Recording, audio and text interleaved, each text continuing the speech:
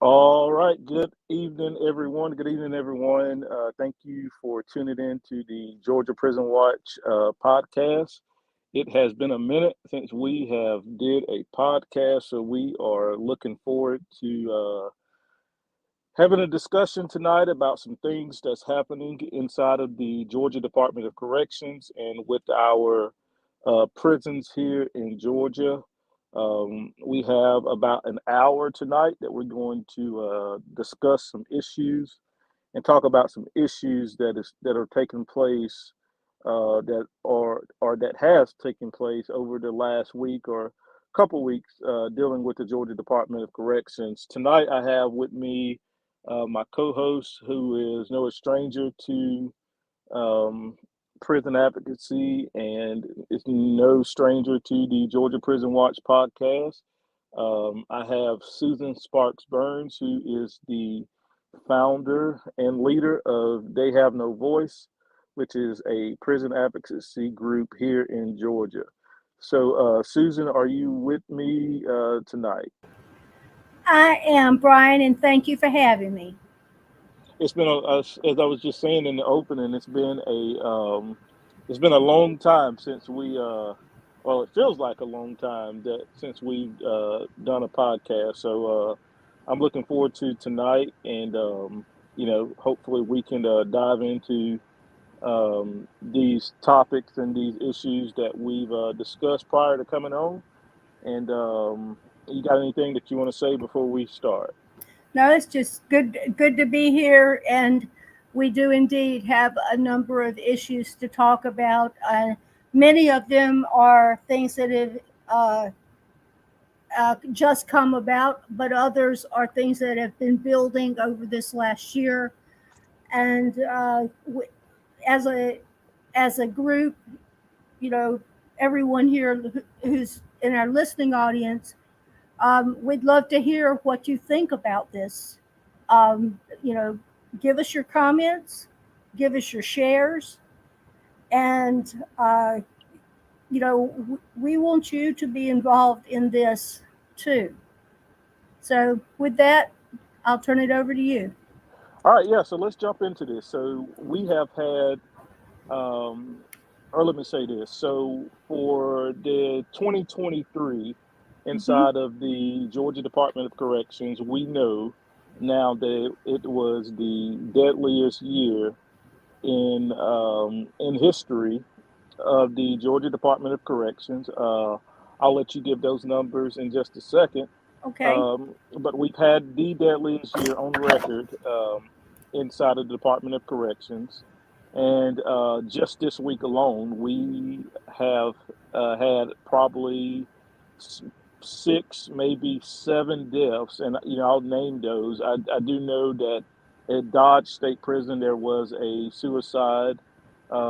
At Wilcox State Prison, there was a death in the hole there just a couple days ago. Mhm. Um, Macon State Prison, we have had a murder.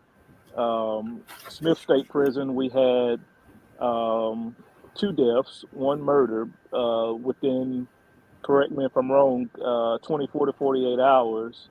And then on yesterday, we had another death, which the cause, from my understanding, is still um, undetermined at this point or at this moment. So, is there any more that I'm missing? And let's just put this disclaimer out there as well. These are the ones that we actually do know about. That we have got information on. So I don't think I left any out there. That's Um, Actually, there is another one. Well, you, we'll let our audience decide. There was a death at Central yesterday morning. yeah. I said I Oh, mentioned Central. I apologize. I Yes, and apologize. and and, and then about I'm sorry to cut you off. And prior to starting this podcast tonight, I heard from a family who has lost a loved one today at ASMP, and at this particular time, they don't know if it's if it's a murder or a just a natural cause death. So they're kind of in the dark about that. So we've had murders and suicides and deaths this week at a number of prisons in Georgia here. And, like I said, I counted, there's six, possibly seven deaths just this week inside of the Georgia Department of Corrections. Yeah. And of course, there are always at least as many deaths by natural causes or as there are by suicides and homicides together. So Right. GDC is the deadly place to be. Yes. And unfortunately, it's not getting any better. We've been talking about this, especially last year on the podcast that we did on just how many deaths that there has actually been. And I mean, I don't think people understand. I think that we have to say this is that last year was the deadliest. It was. It was not the most deaths ever, but in 2020 we had 82 deaths due to COVID, and that year we had 280 deaths. So we were still looking at 200 deaths if you exclude COVID. And last year, in 2023, we had a total of 259 deaths, and there's no COVID listed among those. Right. So yes, if you take out the COVID year, it's by far the worst, and certainly the most violent, or and I think you also have to include suicide, that people are, while they're not miserable with each other, they're certainly unhappy, and it's something that's worth talking about because we have so many suicides. Right. Yeah. And and I think that's a major problem. You know, along with the murders, the suicides are continues to be a major issue as well. And that has continued to go undressed. Uh, you know, and that comes with just a combination of things, but a lot with people are killing themselves in their cells, and they're not being discovered. And you always have to ask the question: is that suicide preventable? Um, and what we're seeing right now, is that there's not enough staff. So these deaths can't be prevented because you don't have enough staff to do round checks and things of that nature. I've heard from several people that they don't even count in a lot of these facilities. That is what I hear as well. And we we had a video this past week at Macon where there were, it appeared to be a dozen GDC staffers there, and my understanding was when whatever was going on that led to the man's death, there wasn't an officer to be found. Right. I think almost 48 hours he had been dead, and to come to find out that was a murder as well. Yes. His cellmate had killed him. And, that wasn't even in general population. I'm sorry, that wasn't even in the whole. That was in general population. That he was killed by his cellmate. Yeah, that was in F1, I believe. Yeah. So you have all of this stuff going on, Susan, and I think you just briefly went over the numbers of the deaths that we've had this year. And another thing that I want to point out to the listeners that that's listening now and that will go back and listen, in the next coming days, is that the GDC facial year doesn't end until July. So all of these numbers and all of these deaths right now, we say 2023, 2023 is over with. Well, these numbers are still reflecting on the 2023 deaths and, murders and suicides. The GDC has not flipped over calendar years, and I don't think that they do that until July. That is correct, right? Chief? Uh, Actually, we're in the 2024 fiscal year now. Okay. And if you'll remember a few weeks ago, Commissioner Oliver testified before the joint committees from the uh, House and the Senate. And he was actually there making budget requests for the second half of the 2024 fiscal year. Right. So, Which, as I said, which doesn't go into to July. it'll end June 31st, June Right. 30th. Yes. That's right. So all of these deaths are still being recorded. For their physical year of 2023. And as Susan said, and we alluded to just a second ago, this has been, this has been record setting. With no end in sight whatsoever of the carnage and the things that we're seeing. And it's odd to say, that, well, I don't think it's odd. It's strange to say that, the GDC and the Georgia Department of Corrections is in a crisis, because you would think that after so many deaths and so many deplorable conditions and the things that we see on a daily basis, that someone would have been able or willing to step in and to do something to stop the carnage that we're seeing. But unfortunately, the the crisis that we're seeing is because of their own doing. It's like a totem pole. It starts at the top and it goes down to the bottom. Where you got to ask the question: is who's the top? And the governor, the elected governor, Brian Kemp, is the top of the totem pole, and it just goes downhill. And we've had a governor who has not done anything to address this problem. I guess he could say that he addressed this issue by getting rid of Timothy Ward and putting him on the parole board. But then you bring in someone who, just like Tyrone Oliver, who has continued the same practices that Timothy Ward was doing. Yeah, we had hoped for something new and better, even with a younger person, ideas that came from outside the department. And instead, what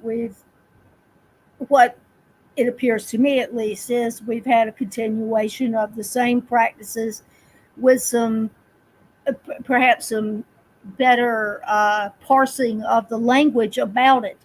But I just counted the people who were graduating from their BCOT class at I think that was today, and they had 83 people in the graduating class. And I'm fairly certain if they went back and counted those classes in 2017, 2018, that those classes had 120, 130 people in them.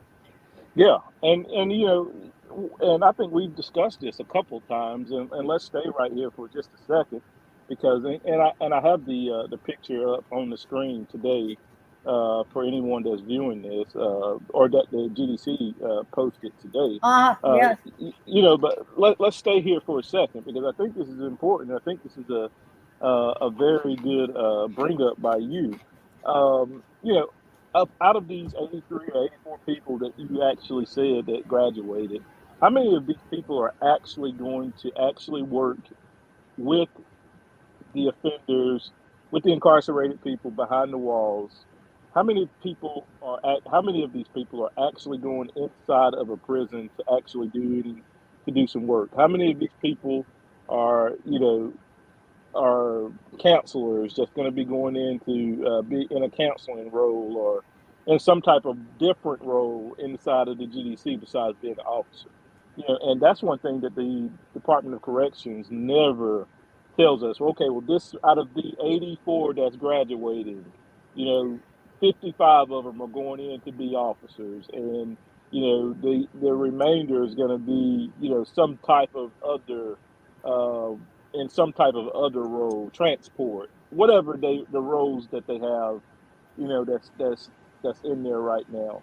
But Um, internally, they have a reason for wanting to do that, and that's if they have uh, a lot of people out, say it's a sick out, for example, they can put the counselors, if they're certified, and some of them are, they can put them, they can stop counseling for today or for this week and put them in the prisons doing, I'm not sure what, since they don't seem to be in the control booths, but they can, that gives them some latitude. I understand why they'd have that, but like you say, it's not completely transparent on the part of GDC to not tell us that we've all got a dog in this race. right, and and also, it's disingenuous to portray, to the public that we're hiring 84 officers, and and all of these officers are going to be going into all of these prisons and working. That may be true, but how many of these 84 officers, or like I said, whatever number you just said, how many of these officers are actually going to be there for a week? When they go into these places, and they see and they see that they're running a entire building with four dorms in it by themselves for whatever, how many hours they work a day. How many of these people are going to stick around and actually put up with this stuff that they're going to have to put up with? I mean, we've heard stories. I know you've heard stories, of officers working, two and three buildings by themselves. Absolutely. And you alluded to just a few minutes ago that, we know that there's no officers in these control booths. We see the videos when someone is being killed or attempted to be killed, that we never see an officer, we never see anyone, we never hear anyone's voice that tries to detour the attack that we're seeing. So I just think it's disingenuous to put this out. You put these pictures out every whenever they put them out. Quite often, I believe, and there's no transparency. There's no background. There's nothing but a number, and that they graduated. Yeah. So I just think it's kind of pathetic, because and that, as I said, there's a lot to unpack from just that, on just a picture, and all of this stuff they say is going to that they said it's going to transpire with all of these new hires. Susan, anything else you want to add before we move? On the post that was on the GDC website, I read one young woman. I assume she was young. For what she said was that um, she was hired and she stayed a month. Yeah, So and, I and I'm sure she's not a one-off. I'm sure she's not the only one that has just that was been hired and just stayed that just stayed a month. I'm sure there's some that that don't even stay a month. I'm sure there's been some that just stayed a week or a couple days. when we hear the testimony about how much improvement's been made in attracting new hires, what we're not hearing is the impact of turnover that has to be accounted for in your new hires. You have to be aware that a certain number of them, a certain percentage, are going to leave. So instead of hiring 84, I promise you, you need to be hiring triple that amount in order to make up for the staff that's been depleted in the last 6 years. We're down from 6,200 to basically 2,500. And those 6,200 that they had 6 years ago weren't doing nothing. They were doing their jobs. And for whatever reason, whether it was money, whether it was conditions, just the danger alone, they're not there and they are not coming back. No. But they need to be replaced. Susan, let's touch on this for just a second, and I promise you we're moving on to our next topic. But you gave an interesting number, and I want the listeners to really understand this. And we're spending a little bit more time on this than we kind of intended to, but I think it's kind of important. So, Susan, you just alluded to the number of officers that they claim that they have on the books right now that's actually working and or own a roster at a prison. What's that number again? It's right around 2,500. 2,500 that they have actively on the roster. Mm-hmm. Okay, and the population, the total population of offenders inside of the Department of Corrections is what right now? Because I looked at it the other day. I looked at that number just the other day. It is around 5,100, I believe. 51,000. 51,000 is the correct number. I put you on the spot just to see if you're going to put the right number out there. And you put the right number out there. So you can just keep them coming. I can do that every month. So 51,000 inmates or offenders to 2,200. Yes. 2,200 officers. Make that number make sense. Down from makes no sense. Down from 6,200 officers. No, it makes no sense. And all of us, I'm sure all of us have had jobs where for a day or a week we had to do somebody else's job as well as our own. But these people are having to do essentially triple the work of the people from 6 years ago. Yeah. And Susan, it's very important because, the listeners and everyone that listens to this, they need to understand the crisis that we're at.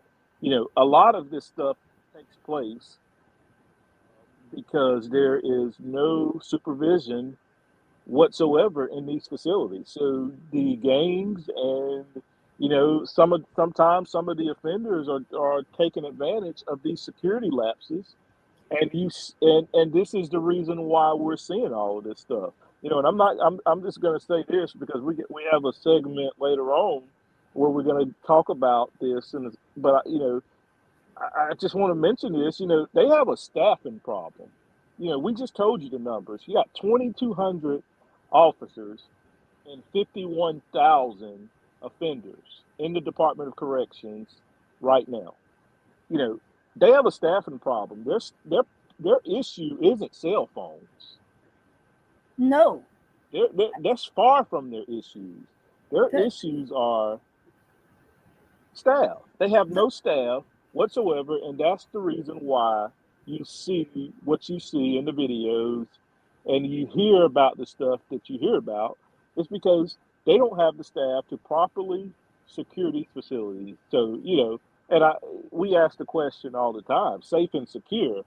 Well, I don't know what's safe and secure about if offenders been on top of roofs at 12 o'clock at night and climbing fences at 12 o'clock at night to leave the facility to go pick up their drugs and to come back in them. So, I mean, I don't know what safe and secure really means. And, I promise, Susan, we got to move on to our next topic. So I'll let you close this one out. Anything you want to say on this one? Yeah, I'll add one thing to it. When you do the math on the 51,000 people and the 2,500 staffers, they've got 200 people each that they are looking after, except the fallacy there is they aren't there 24 hours a day. Those incarcerated people are there 24 hours a day. You've got to cover 24 hours. So they're not just covering 200 people, they're covering half again that because of having time off and so forth. It is staff. It is clearly numbers, and I'm not going to get on it at this point, but the quality of the staff matters. Yeah, it does. It 100% does. And then we talk about that. I mean, this could be an entire show right here, Susan, because you keep bringing up very, very good points.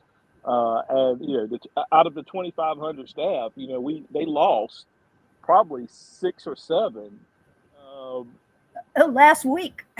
just last week that we know of now, that because we can count, but they lost 6 or 7 Yes. staff members just last week for being rogue and dirty officers and finally getting caught up in their mess. I think they lost 2, maybe 3 at help me, Susan, at Rutledge. They did. They lost 3 at Valdosta. I'm doing this. I'm Yes. reading this. They lost 3 off at Valdosta. They lost 1 where her charges reflected being a officer somewhere, but I haven't had any confirmation on exactly what facility that she was working at. But you got to think about it like this, and you got to look at it like this right now. Just think of all the corruption that's going on with these dirty officers, and I think this is a great point to lead us into our next topic. But just think about these dirty and rogue officers who has been busted within just the last week. And then you got to think about does some of these wardens and OPS people that's at these facilities, do they turn their head sometimes and say, we're not going to bust this one right now because we don't have enough staff as it is to They cover. absolutely do that. I know specifically of cases which were PREA, where they were deemed too important to be released. Right. The officers. Someone passed along a little math to me just a couple of days ago, and they were looking at the CO2s, not CO2 the gas, CO2 the officers at Rutledge. And at Rutledge, they are the CSM certified, the Scrum Masters. So they get a little bump in pay as a result of that. But those who were the CSM2s that were involved in the contraband thing this week, they made about $58,000 a year, and they also had from 2,000 to 10,000 in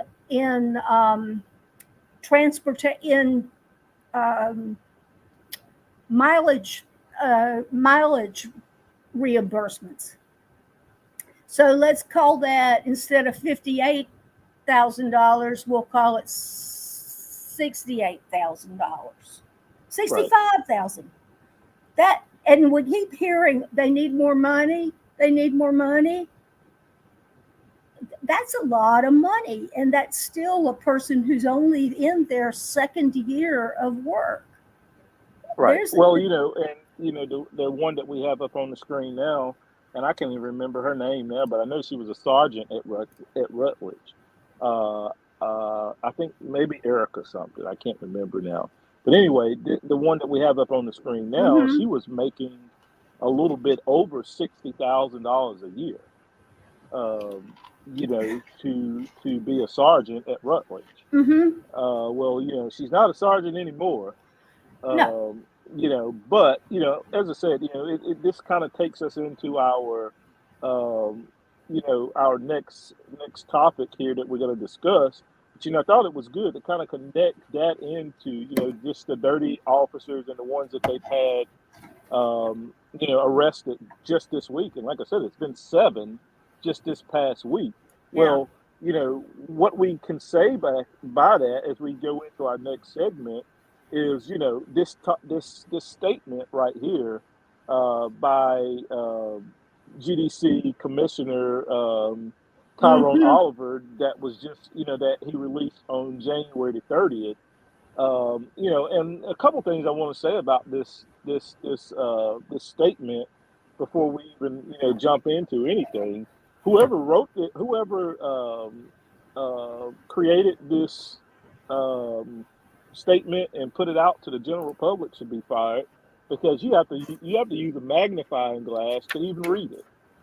So whoever decided that they were going to type this in the small font that they typed it in and then put it out to the public, should at least be made to go work in Valdosta State Prison for one of the officers that's been fired this week. And Valdosta does not need to lose any officers. No, They are one of the most understaffed prisons in Georgia. So they don't need to lose any officers. But whoever formatted this statement and typed it and put it out there for everyone, they need to be made to go to Valdosta State Prison and work for forever, because it's ridiculous. You can't read it. no, I had to zoom in on it on my office computer just to be able to read the nonsense that Tyrone Oliver said. well, he made a point early on to speak to his feeling about the corrections advocates. Us, yeah. He made, let's just call it as it is. Let's just be honest with it. He made it a priority to come after me and you and others who are doing the work, along with the media.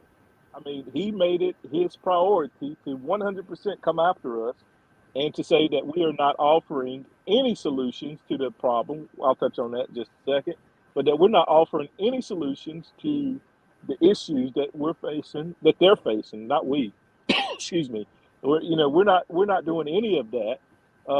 And contrary to is what everyone is seeing with their own eyes. It's kind of like, don't believe your own eyes, believe us. But he drew this out as to make it seem like you know what we're saying is complete lies, and what they're saying is what's the truth.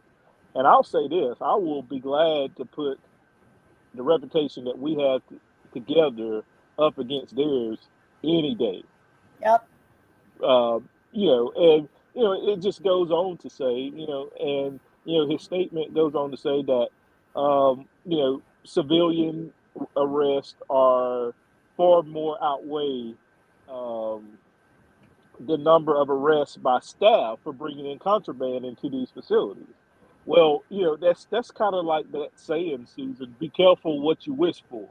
And now that's biting him in the behind, because he put this statement out 2.5 weeks ago, 3 weeks ago, that it was all civilians bringing all of this contraband in, and all of these all this stuff into these facilities. And now we're starting to see that just may not be the case, Mr. Oliver, that you have rogue and corrupt staff, 7 this week, this week, that has been busted that we know of for bringing in contraband into these facilities. This is, this goes back, we mentioned it earlier, to 2020, 21, and 22, when we didn't have any visitation. And yet the contraband problem was just as bad. Yeah, through the roof. I mean, and we knew it wasn't the civilians. So, there were some people who were busted driving by in a car throwing something over the fence, but and that's Susan, that's not the great volume of the contraband that's getting in. And Susan, think about this, and the listeners, I want you guys to think about this as well. Out of the 911 calls that we've heard since we started publishing these 911 calls, how many of these 911 calls from Smith and from Macon State and from Telfair and from several other facilities have we heard them calling in for assistance to haul someone off to jail for bringing in contraband? It's not very many. No. I mean, I can count on one hand that the number that I've heard in the last 4 to 6 months. I mean, I can count them on one hand. Well, I listen to these calls.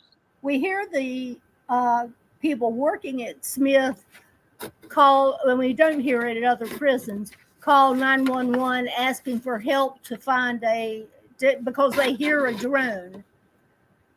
Or that they see a drone. Or they see a drone, but we do not hear that on the other 911 calls, which I think's kind of interesting. Well, that's interesting, but the point that I wanted to stick with everyone that's listening, and it goes back to Tyrone Oliver's ridiculous statement, is that it's civilians that's bringing in this contraband. And, we're not saying, it doesn't matter if it's civilians, it doesn't matter if it's staff, it doesn't matter. It's all wrong, right? Yeah. We can agree on that these drugs are poisoning people that's in these facilities. And, but the point is that you can't release a statement to the public and want us to believe these ridiculous statements that it's not your officers that's bringing in these drugs and whatever else they're bringing in, but that it's civilians. That makes no sense because, as I said, the 911 calls doesn't even nonsense that they're saying. I mean, I listen to some. I have so many 911 calls right now to get rid of and to post that I haven't even posted them yet. But I can tell you that out of all of them that I have, probably only one, and I think it was at Macon State last month, where they actually called in and requested officers' assistance to arrest someone for the drugs or to transport someone to the jail for the drugs. So, that's a ridiculous statement by Tyrone Oliver. I believe that he lives under a rock. I really do. And Susan, I'm letting you come in just a second, but I want to also, address something else that he said in his statement, and I kind of alluded to a few minutes ago, where he was talking about how the advocates, mm-hmm. Not offering any solutions whatsoever to the problem. Well, that's not true because we can produce emails. We can. We can produce emails that we have sent to Tyrone Oliver, to others on the command staff, that goes unanswered, that goes ignored. I was thinking about something the other day when I was, reading this ridiculous statement. It was us, 2000 and whatever it was, 2019, 2020, that sent repeated emails about Ware State Prison leading up to the riot that was going to take place at Ware State Prison. We sent countless emails warning them on the things that was going to take place or the things that had taken place and needed to be addressed to not let that riot take place. What did they do? They ignored those emails. So, Tyrone Oliver, don't come lying on us, because we have, as they say now, Susan, we have receipts to prove that we have sent countless emails. I personally, that frosted my what, because I can do just like you and pull out. Well, I know we can. We both can do it. Pull out emails that were sent that said, "Here is what's going on. This needs to. This is the solution." I hardly ever send anything I don't provide a solution for. I don't ever get a response to my uh, my suggestions, of course. No, do But you even get a any type of acknowledgement whatsoever that it was even received? I I do get an acknowledgement on things that have to do with someone who's in danger and or is, for example, very sick and needs to be extracted. I'll get an acknowledgement on those. Right. But the solutions emails No, and offering any type of solutions, or offering any type of sit down and let's work together, you know any of those. And I've sent, and I know people that work with us has sent invitations to sit down and let's talk, sit down, let's absolutely. try to work together to offer solutions to make this prison system, a better place, not just for incarcerated people, but for staff as well. And those emails go unanswered. I think when they see them, they send them. They automatically send them to the trash folder. But I'm going to tell you what. I'll tell you this, and I hate to show my hand sometimes, but I will tell you this: that I have an email program that I can see when they open it, when they read it, how many Mm-hmm. times they've opened it, how many times they read it. Yeah, So, don't go lying to the public about these ridiculous statements that advocates are just complaining and advocates are doing this and advocates are doing that and not offering any solutions, when I believe that I can back up that I myself, that others with Human and Civil Rights Coalition, with They Have No Voice, have sent countless emails to address these issues with solutions, and they go on deaf ears. absolutely, Anything else you want to absolutely. add on that? On the I ridiculous no statement? that um, I think we've covered that. It's we have very little. I have, and I believe you as well, have little respect for someone in leadership who's making a comment like that that is patently untrue. Yeah, I mean, patently untrue. I mean, it's a lie, is what it is. Yep. We started having this conversation a couple of years ago. If we could call a lie, or is it another word for it, besides not true, or was it proper to say a lie? Well, this is a big fat lie. Yep. And if you got something to say, myself, or I know I can speak for Susan on this, got something to say, you know, you know where we are. Don't do that. Don't call us out, and then try to, gaslight. That's what it is. It's gaslighting. And I don't appreciate it. And don't gaslight the community in this state by putting out ridiculous statements that is not true. And then think that we're not going to address it, because we are going to address it. And I'm going to call you a liar, because that's what you are. And whoever can pass this on to him. I know he looks at the page. I know he listens. Don't lie, because we have offered solutions. we've offered suggestions, we've offered to sit down and to talk and to work together, and you guys have refused. So don't do that. Anything else, Susan? Nope. All right, Macon State Prison. Macon State Prison has become the Smith State Prison of 2023. Um, you also always, Susan, and I know you probably do this a little bit too. You always kind of make notes, and when we, help people, we kind of jog down where the issue is, and so we kind of always keep prisons that's a problem on our radar. Yeah.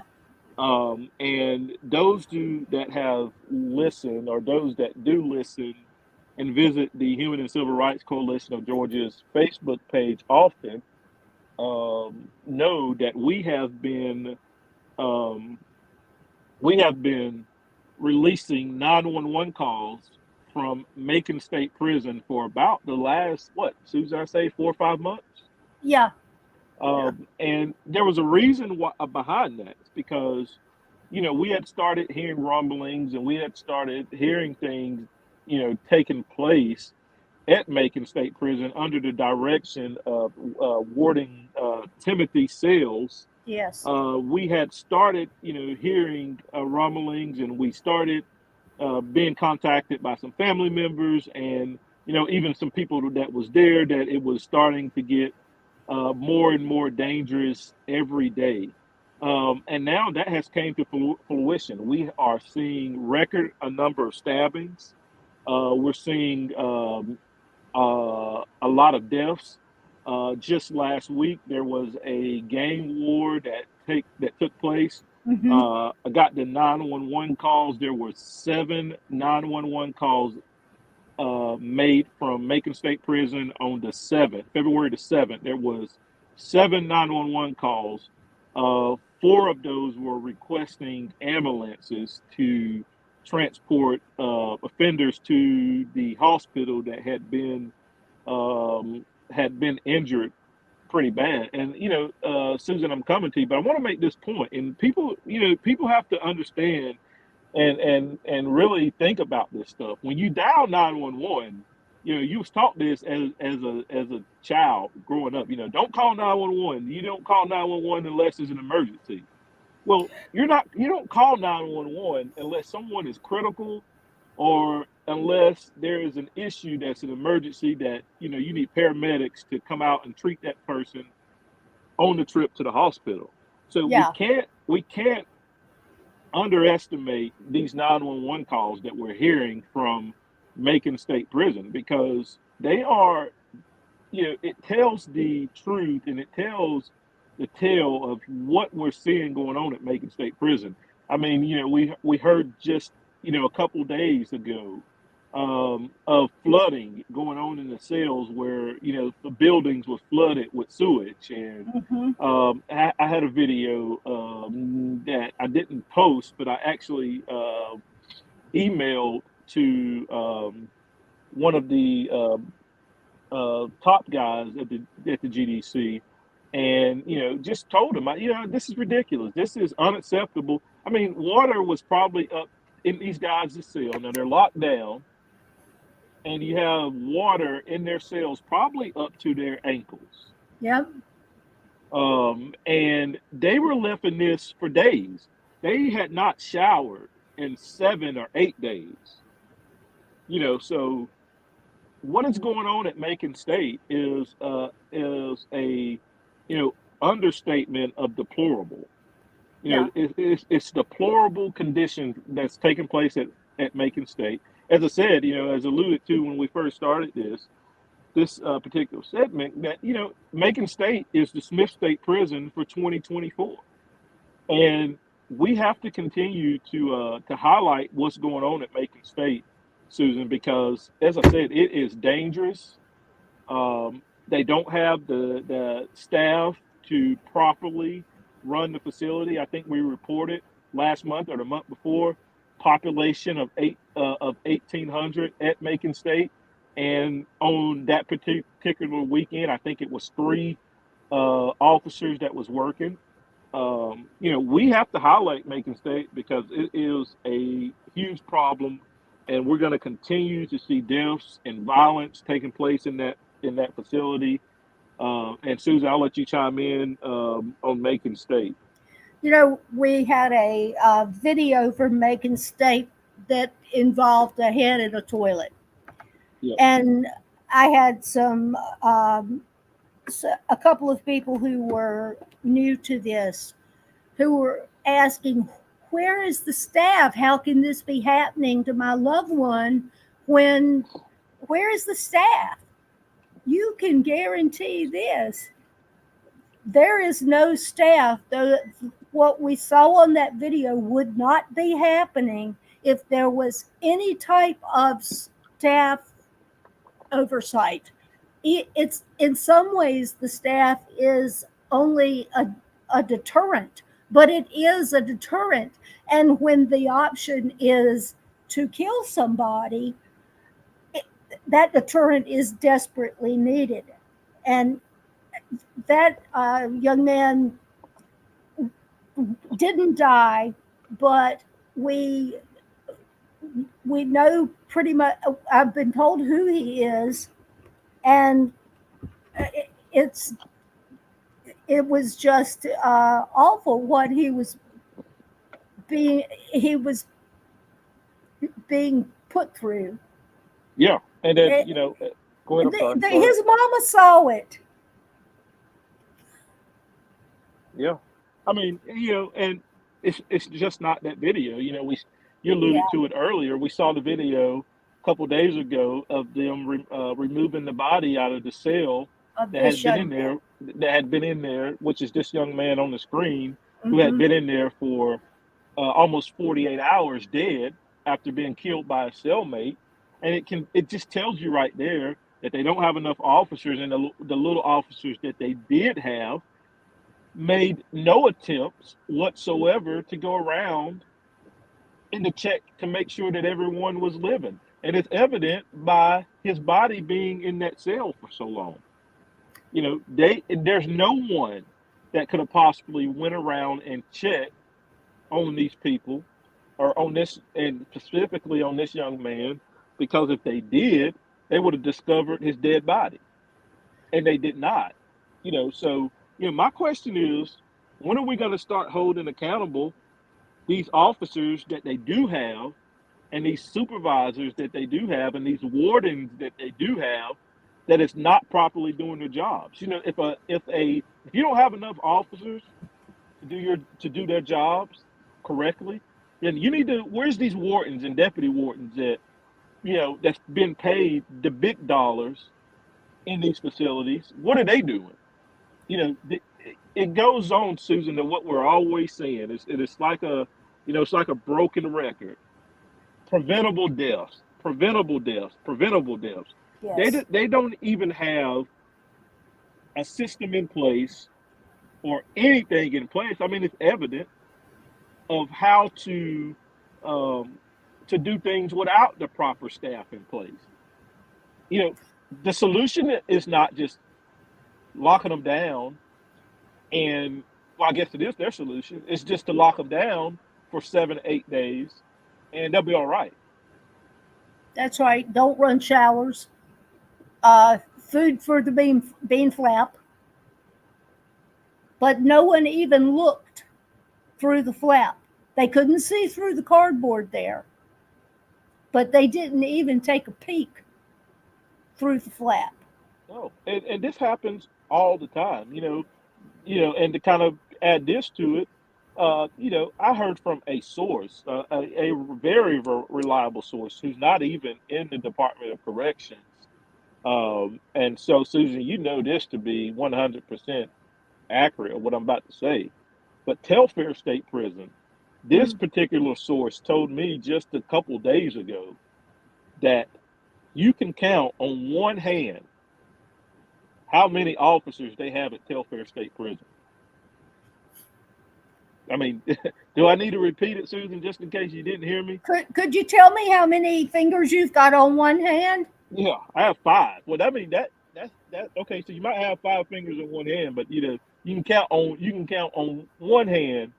You know how many.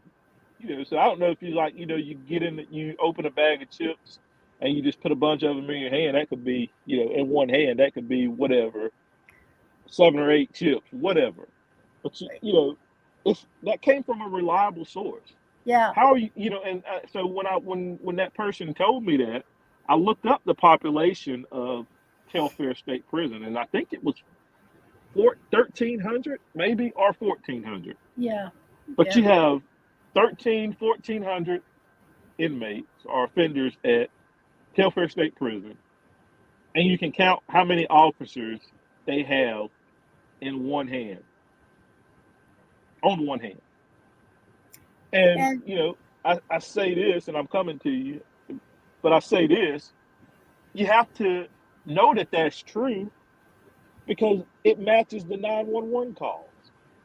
yeah. 911 call that we posted just a few days ago, an officer called 911 and requested that police go out to the facility because they couldn't get anybody on the phone, and they were concerned because they were short staffed.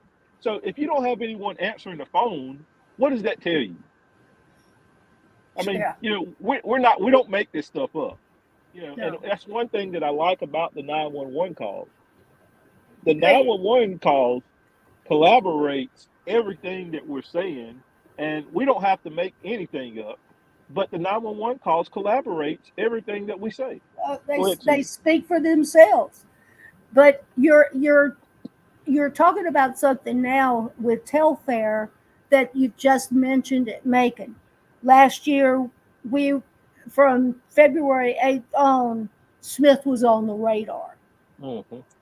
and now Macon has risen to the same level of violence. Watch out for Telfair. These prisons that we consider to be troublesome and worth watching all the time, Yeah. um, not not because we're watchdogs, as he said, but because there's going to come in information out of it that the loved ones are going to want to know, and Well, we'll have it.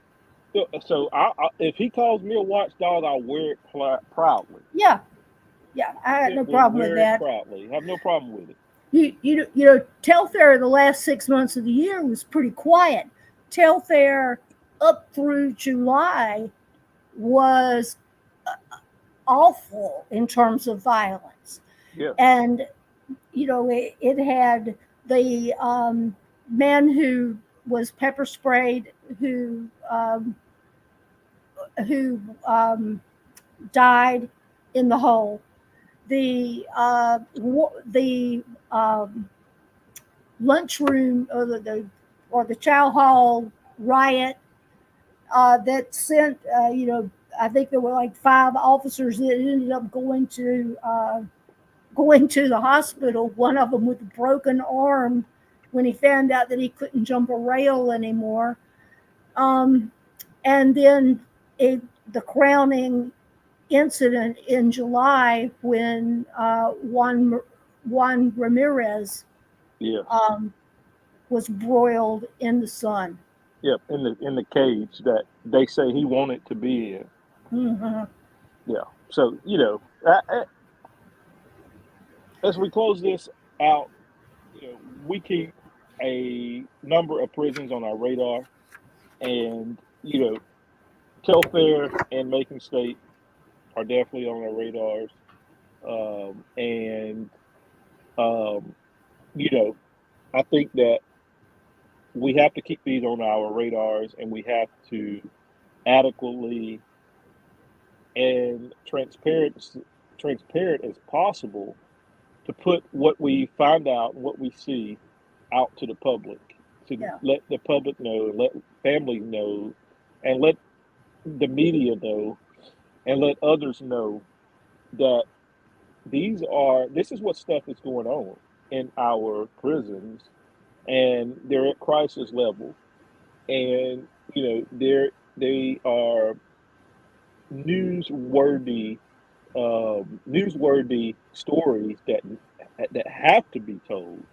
And we're going into our next topic, and we only have a couple more left, so bear with us. Um, um, you know, as I said, as I mentioned, the media coverage, Susan, in Georgia, something is definitely changing. Yeah. Because I was talking to a member of the media at our rally that we had last week at the Capitol. Yeah, at the Capitol, and I was talking to a media that person of the media that has been um, very, very helpful, and over the last 2 years, 3 years. Hmm. And I mentioned to him, I said, "Hey, media is now actually paying attention." And this guy's in media; he's well known. He does great work. And his response to me was, "Yeah, finally, finally they are paying Yeah. attention to this stuff." And AJC, GPB, 11 Alive. I think I can go out and tell this, and it's breaking news. You got it from the Georgia Prison Watch podcast. 11 Alive is about to start doing mini series on the prison stuff that we're seeing, and they've Hmm. already started. With a couple, um, of segments on their news telecast, but they're going to start um, doing mini series on the stuff that we're seeing, and they're going to put it on the news. So and I guess what I wanted to kind of bring up in this particular segment here, Susan, is that what we are doing, and it was a strategical decision a couple of years ago, and I think me and you talked about it, Susan, because we were both kind of um, upset on the amount of news coverage that this stuff was getting. Yeah. And that was one of the reasons, and one of the reasons why the decision was made to start putting these videos out and to start putting this stuff out, to get people to understand, what they're telling you is not true. What they're telling you, and I'm not a conspiracy theorist one at all, and people have to understand, people don't believe stuff until they see it, right? And so we started putting this stuff out there so that people could see this stuff. And I'm going to say this, Susan, I think it has worked because now you have media outlets. I hear from some of them on a daily basis. Like I can send something to one or two media people in Georgia, and within 10 15 minutes, like, hey, can you do an interview real quick? Can you do an interview to talk about this? Can we share this video, or can we, this is awful. Can we talk about this or whatever? So, I think that strategy Yeah. work, of getting the media involved. And I say that, Susan, and I'm giving it to you. I say that because it's important for everyone to share the things that we post. Now, I know you can't share it in, the groups, but, you know, the stuff that we share on the Facebook page, on the Twitter account, on the Instagram account, on the YouTube channel is, for public consumption. We want you to share this stuff because it gets into the hands, it gets into the eyes, gets into the mind of the media people who has played a major role in discovering this stuff, or making this stuff known. And so, Susan, I know you have a very good relationship with members of the media. I know you speak with some on on a daily basis, or if not on Hmm. a daily basis, a couple times a week. Um, this stuff is important. We have to help them, and we've helped them um, to a point now where they're being attacked in statements by the Department of Corrections. Go ahead, Susan. Well, You're right. Everything you've laid out there is true. We talked about, you know, I know I actually said as a mother, I don't want other mothers to see some of the things that we've seen. I don't want them to see it, but we have to put it out there.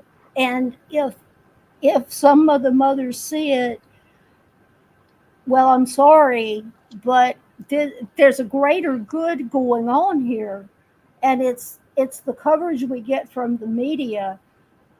And Brian's right. We get these calls regularly. Can you can you get on a can you do a Zoom for us, and for something for today? And I'm standing there in my pajamas, and okay. I mean, Susan, and to piggyback on that, just to piggyback on that, I mean, last month, for a fact that I'd be working, away from this, and I'd get 2 or 3 calls and, text messages coming in on my personal phone number, and hey, can we come to your office? I had one call me last month and asked me, hey, can we come to your office? We're reporting on the prisons. And can we come to your office and do a live shot in front of a sign or something? As we do a roll in and a roll out to our story. Can we come out and do that? And I'm like, all right. And then I'm like, well, I don't care, And then it's like, well, and can you do an interview real quick? Well, I can't. Let me call Susan. I know Susan will be more than glad to do your interview. So and that's because of the we gain a rapport with them because they see, and I'm not going to go into private conversations, but they see the stuff that we see. We have several. There's one last night that was on the page. Corey Alcorn has become just a person to go to if we need to get a story out. And and one thing too, Susan, that I will say, and we're way over time, but Yeah. we've not done this in a while, so it is what it is. But it's funny. We see lies so much now when the media gets these ridiculous statements and these ridiculous press releases that they don't even believe it. It's Yeah. like, like, wait a minute, what? Well, let me get clear. And, they'll get a statement, email, text us and ask, is this true? And then they'll have to go back and get clarification on the GDC because it just doesn't make sense on the lie that they've told. Well, I like you. I have heard from. Um, I mean, you get to be friendly, if not friends, with the press when you're talking to them every week or two, and I've heard the same thing you've heard, that they are working on big stories. Yep. This is good for what we're here for. Yeah. Yeah. I mean, I'll put one out there, and I'm not going to say who's doing it or what's doing it, but there's been a lot of discrepancy in these natural deaths and homicides, what the GDC classifies as natural deaths. Yeah, So, are you still here, I am. Is is my Susan? I am here. Y'all still here? Uh-huh. Let me try that. Can you hear me? Yes. You were Susan, fading can in you and hear me? out. Hello. I'm here. So bear with us just on here. All right, is that working? I can hear you. Yes. Okay, well, I could not hear anything because my phone rung and I don't have the other device. That's why. So Okay. But let me just put this out there, and we're gonna move on. Yeah. With the GDCs, how they classify deaths Mm-hmm. and things of that nature.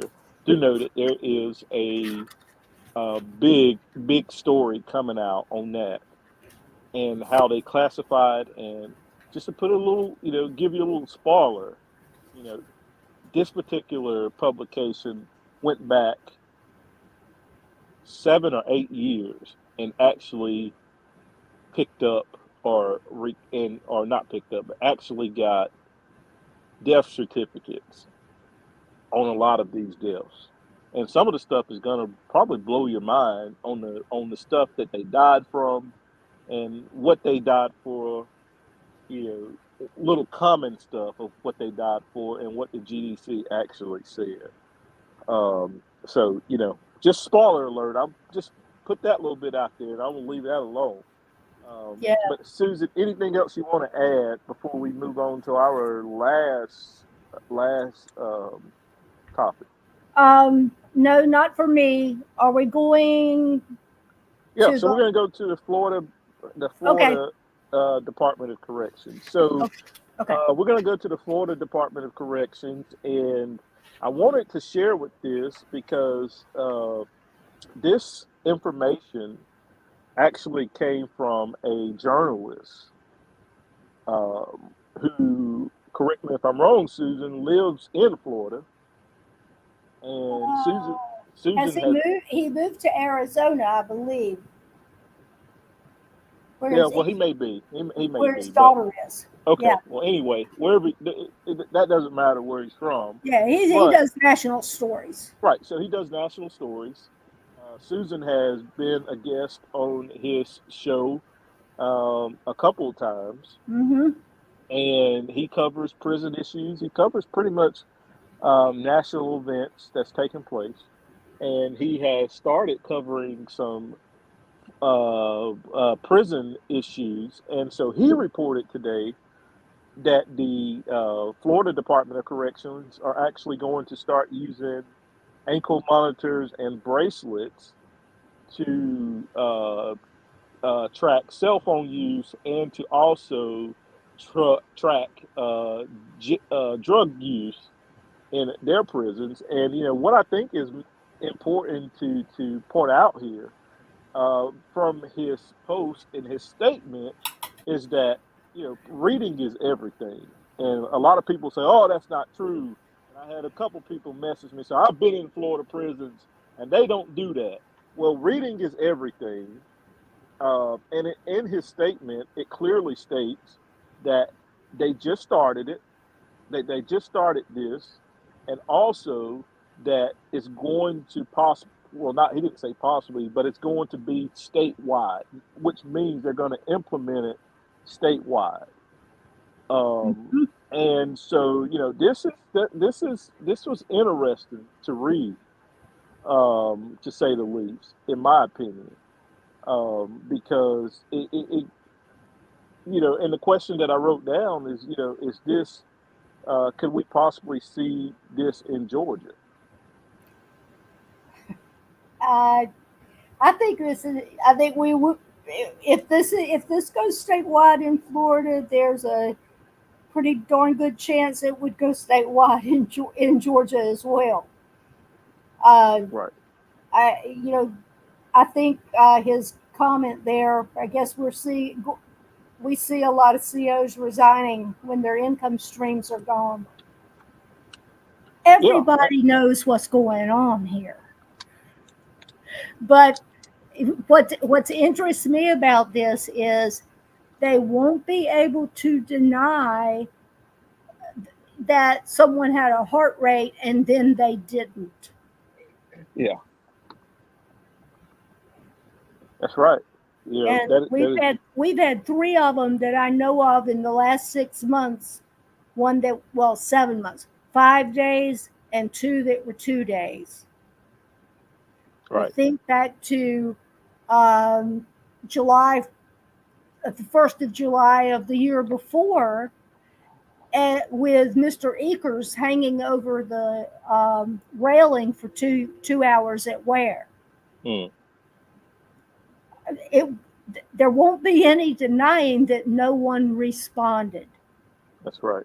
This is going to be easy information to match up with the heart rate information as well as the cell phone signals. Right. And so, and to point out and be clear, we're not excuse me, we're not saying that this is coming to Georgia. We have no clue on what they're going to implement.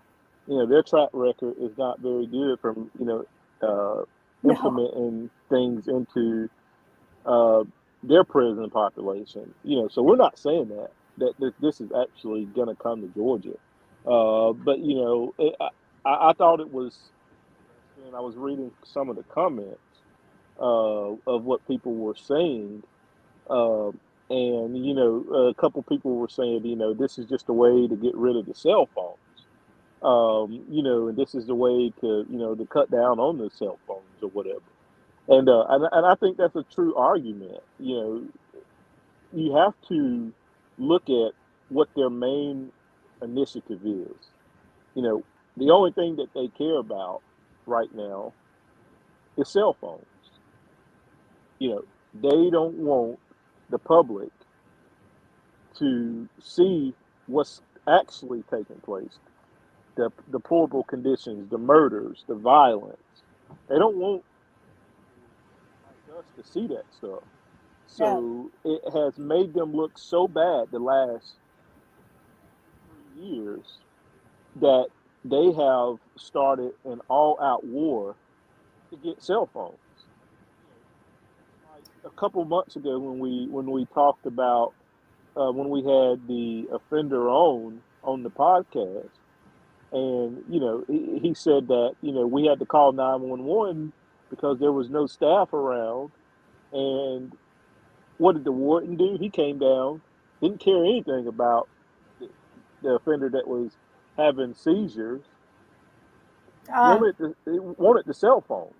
He wanted the cell phone that called 911. It wasn't anything, giving the guy help. It was about getting that cell phone out of the dorm so they wouldn't be able to call 911.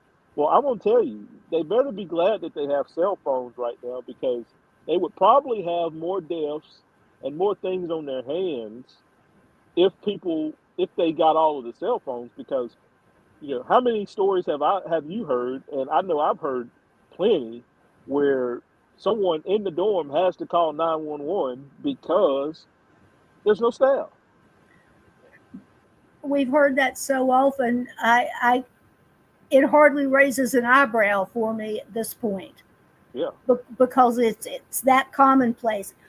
That young man who was having the seizure that they called about is only alive because of the cell phones. And when he's no longer in the custody of GDC, so I don't mind saying this, but in those following weeks, they kept him during the week at the infirmary, and then they had things in there for him to do that would keep him entertained, but keep him there. And then come Friday at 5 o'clock, he was back in the dorm again, and he had any number of issues and incidents where additional help had to be called for over the weekends. That continued the whole time that he remained, and I believe it was 7-8 weeks, something like that he remained having those seizures. Right. So I'll say this, and we're going to close out. Okay. I'll say this. As I said, cell phones should be the least of their worries. Yeah. We heard just last week or a few weeks ago where they're going to throw money at coming up with technology or installing technology. I think they said 4 or 5 prisons that's actually going to detour these cell phones from being used. Now, I know that they had technology previously at Macon State Prison that 100% killed any type of signal on cell phones at the prison and in a close proximity to the prison. And I think, the people of that residence of Overthorpe was not happy. And so we've learned that they're going to throw money at this issue and implement this technology in, as I said, about 4 or 5 prisons. That's going to supposedly stop them being able to use these cell phones. And I say, Susan, it's a waste of money. You're throwing money at an issue that is not an issue. Yeah. Now, are we saying that they don't use cell phones to commit crimes? And but it's not. If I had to give it a number, it's 3 to 5%. If I had to give it a percentage. Yeah. And I think that's generous. Yeah. Yeah, it's 3 to 5%. Now, I mean, we know that we have some idiots and some knuckleheads that's using these phones to do stuff that's not legal. But at the same time, majority of the prison population here in Georgia have no other choice but to use cell phones to speak with kids, to speak with family, to whatever. I mean, you hear stories all the time where they can't even get a phone list in to be able to call anyone on the wall phone. No, they'd be using the wall phone if they could. Right, if they could.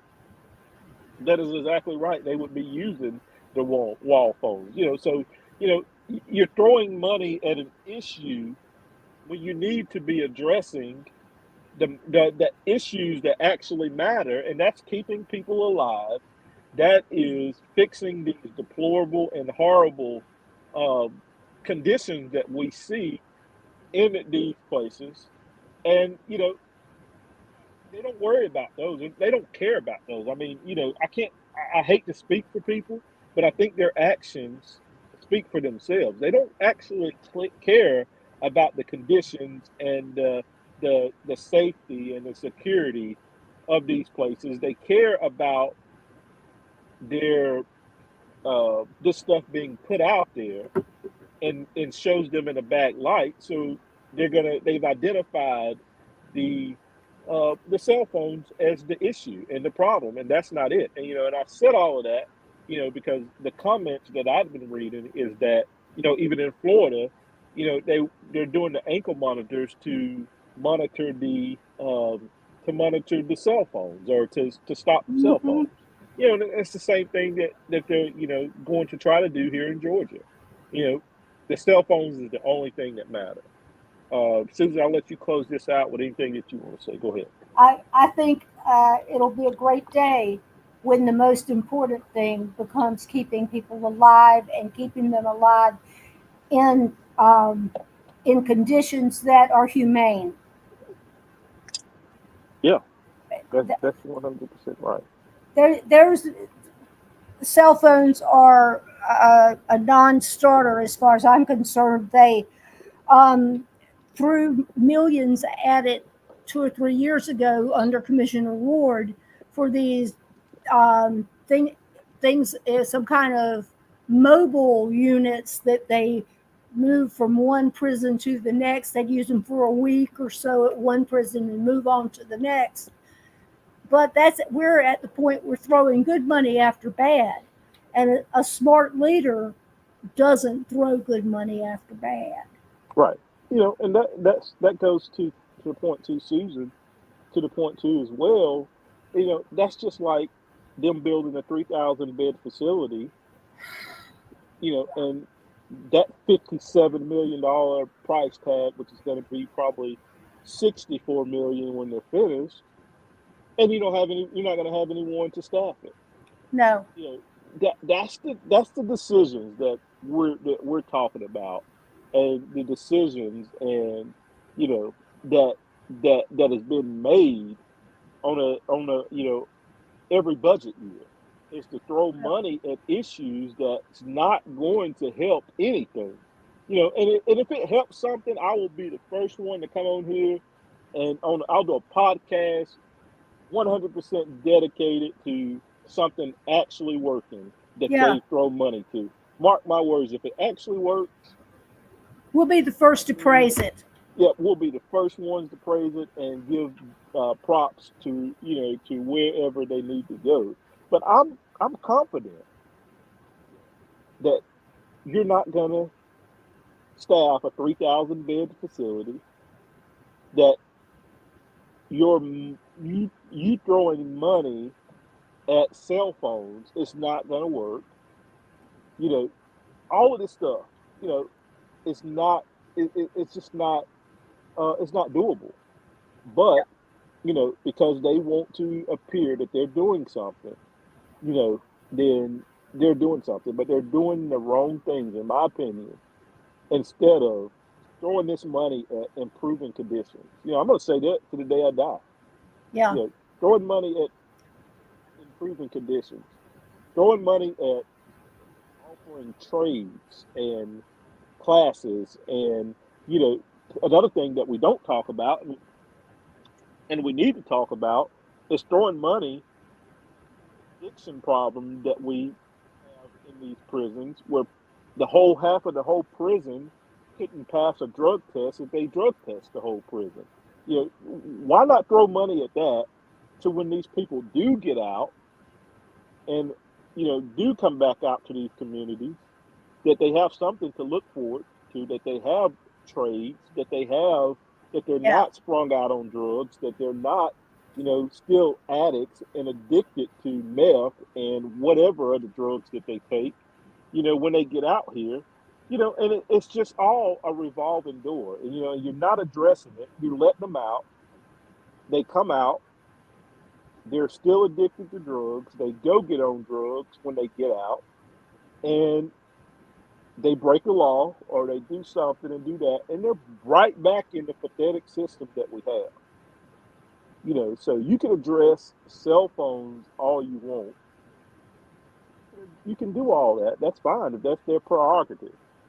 But until they start addressing the core problems that they're facing every day and that we're seeing every day, when you have five people sprung out on a cell floor, and one of them is almost choking over his own vomit, then if we're not addressing that stuff, then it's just it's sad and it's pathetic. So Susan, I'm gonna give you the last word. I'm off my soapbox, and we're gonna close this out. We went over 28 minutes than what we're supposed to do, but well, both of us are talkers, so yeah, there you go. and this is important. I mean, It this stuff is. needs to be talked about. So go ahead. Um, we've covered a lot, and yet there's so much more to say. Uh, I agree with Brian completely. The cell phones are not the problem. They are not the problem. Those cell phones give us visibility inside the prisons, what's going on, and we'll see some of the things that are going on in the weeks to come. And it's ugly. And I that 2 or 3% that's being used to do something other than talk to their loved ones, I don't even. It doesn't even get my attention. I think we've got greater problems, and they are in particular keeping people alive and having them live in humane conditions, treating them humanely and in humane conditions. And everything else takes a back seat to that. Right. That is 100% right. And in closing, I was sitting here thinking while you were talking. I think that and I haven't told you this yet, but I think what we're going to do is we're going to if he wants solutions, you know, I think we can come up with some solutions for them and send it to them and release it to the public on actual Oh, solutions that we glad to. believe that we believe that will make a difference. And if you're incarcerated, I heard last night in closing, and I promise you we're closing. I sound like a Baptist preacher. When you go to church and a Baptist preacher say I'm about finished, and they preach about 30 more minutes after they sound. I felt like I'm a Baptist preacher tonight. But I promise we're closing. I promise we're closing. But I heard last night from a person that's incarcerated, um, and we were talking, and they were telling me about some things that were going on at the facility that they're at, and how it's calmed down a little bit, and how things were better. They're not no by any stretch of the imagination fixed, but things are a little better. Um, this person told me, Susan, that they appreciated the voice that we give them, and that this person said that from chain gang to chain gang, from one chain gang to the other one, that they listen, that they watch, that they see the stuff that we post, that they hear the stuff that we talk about, and they're very, very appreciative of what we're doing and the work that we're doing you know, to do some change in these prisons. And that was heartfelt, and that was really appreciative. And it doesn't feel like it's in vain, because at the end of the day, it's about the men and women that's incarcerated. And to hear that they are very appreciative, in that you know everything that we post, they 100% see it, and they are appreciative. Yeah. And so that's what it's all about. And when you hear stuff like that, that makes you want to keep on keeping on, and it makes you want to continue to fight harder and harder, because it's being recognized and it's being seen. And we have to somehow convey, and I don't know how we do that or do this, but we have to convey that they have to stop the violence, and they have to stop the stuff that they're doing that sheds a negative light on them, in Yeah. order to help us achieve what we want to achieve. Yeah. And so in closing, Susan, if there's anything else you want to add as we get ready to get off of here tonight, it's just 9:35. We can go another hour, Yeah. Sadly, we could. but it's just so much. I mean, it's so much to touch on. There's so much to talk about. We haven't did a podcast in an hour, so I think everyone that has on and listened tonight, I've the numbers are a little lower than they normally are, because we're not on Facebook. We're on our YouTube channel, because of the Hmm. stanky officer that we posted a couple of weeks ago, that was having sex in the bathroom at Hancock State Prison, decided that she wanted to report her picture as pornography. So Facebook said that we posted pornography on our Facebook page, and they suspended us from going live on the Facebook page for like 60 days. So I think we got like 40 days left in jail. Yeah, I got less of a hand slap, but I got slapped for it too. Yeah. So But I'm not the one who took off my clothes and had my picture made. So yeah, and I didn't have that. You didn't have that pornography made, no, But I thought it was funny that she admitted that it was pornography, and she had it on her page as a state employee. She had it on her page. She had pornography on her page, and we get slapped for posting something public, a public picture. We get slapped with a hefty suspension yeah, of 60 days for posting pornography. So, whatever, I well, don't yeah, know, but that's just the bonus you get with us. You get a little extra pornography here and there. that's right. That's right. There's no telling what we gonna post. It's just, I say this too, Susan. I say this every time I talk to you. I'll call you every now and then and say the GDC is the gift that just keeps on giving. Oh, I know it, man. I know it. So anything you want to add in closing? No, I don't. Other than on the subject of the Baptist preacher, if I would say to everyone listening, if you are a believer, maybe this is a good thing to pray Yes, for conditions and for the humane conditions and for lives to be saved, yeah, not lost. yeah. Lives to be saved, and we people miss it all the time. I don't know if "miss" is the right word, but people want to just state that we're against even the people that work there. We're not. We just Mm-mm. want you to do your job. And so I think that it's not. We shouldn't be missed to even pray for the staff that has to go into those conditions as well. And we got to keep them lifted up in prayer. They're fighting a battle as well.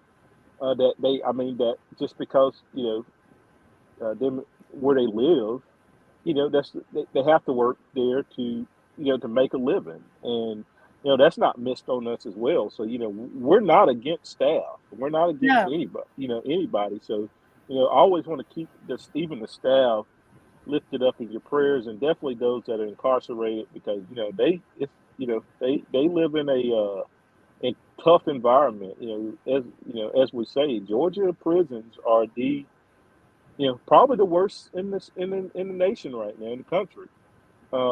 And it's just it's not getting any better. That's why we had to continue to yeah, highlight. But in the meantime, definitely keep those men and women and the staff of those facilities lifted up in your prayers, uh, as much as you can, and just continue to pray, and hopefully hope that things will get better. And share, share, share, share, share. We can't say that enough. you know, we have to continue to get this stuff out. I think we're at about 56,000, almost at 57,000 uh, followers, and those that like our Facebook page. And we just got to continue to get this stuff out there. And so, as Susan always says, share, share, share, share, share. Hit that like button, hit that share button. If you're on YouTube right now, please subscribe to our YouTube channel. Hit that button or hit the bell, and you'll get notifications every time we go live. Turn those notifications on your phone so you can get those notifications. And just continue to support us. We need your support. Uh, you know, can't be like I said, Susan. This is Baptist preacher again coming out of me. Well, this might be a Pentecostal preacher. We need your money too. We can't do this stuff no, um, without your financial support. We get it if you don't have it. But we do things and we need things, and sometimes Susan and I put our head together and try to come up with resources for stuff that we need, because sometimes it just takes financial support to be able to get things. The 911 calls aren't cheap. Sometimes we get bills for those 911 calls. Sometimes we don't. It just depends on how many they are, and what type of mood the person that's preparing them is in that week. So we need your financial support. Tomorrow's $5 Friday. If you can help us out with $5 or more, that would be very helpful. And it definitely goes to great use. And we need your financial support. We need your support to continue this fight, to continue this push for our incarcerated men and women in Georgia prisons. Susan, I'm going to stop preaching, and I'm going to let you close us out tonight. And all right. Well, everybody join us next Tuesday. That'll be Extortion Tuesday. it's Extortion Tuesday. Okay. So, Extortion Tuesday, we hope to have you all here with us. All right. Okay. Thanks, Susan. Good night, Okay. everybody. Good night, everybody.